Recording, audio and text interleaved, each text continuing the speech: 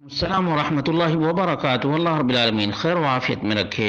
سوال یہ تھا کہ جادو سے بچنے کا طریقہ کیا ہے اور علامتیں کیا ہیں۔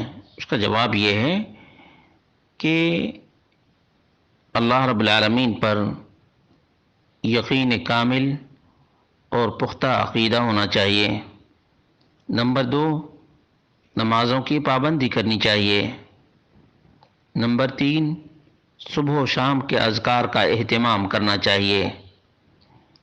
قدر امکان صفائی اور پاکی کا خیال رکھنا چاہیے، اور جہاں تک ہو سکے سورۃ البقرہ کی تلاوت اپنے گھر کے اندر ضرور کرنا چاہیے۔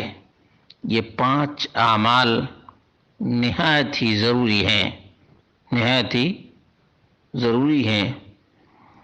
اس کے علاوہ جادو کے علامات میں سے یہ ہے کہ آدمی کا نیچر بدل جائے، آدمی کی بات چیت میں تبدیلی آ جائے، آدمی کے رہن سہن میں اچانک بہت ہی زیادہ فرق آ جائے، تو سمجھنا چاہیے کہ کچھ نہ کچھ اس کے اوپر اثر ہے۔ میڈیکلی اگر کوئی پرابلم ہے تو سب سے پہلے وہ چیک کرایا جائے۔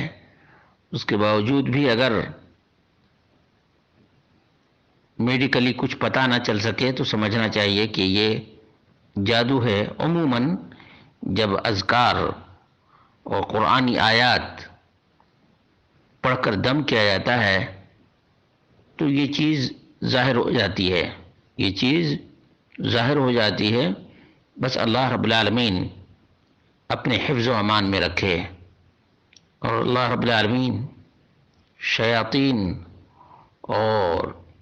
شیاطین نما انسانوں سے حفاظت فرمائے۔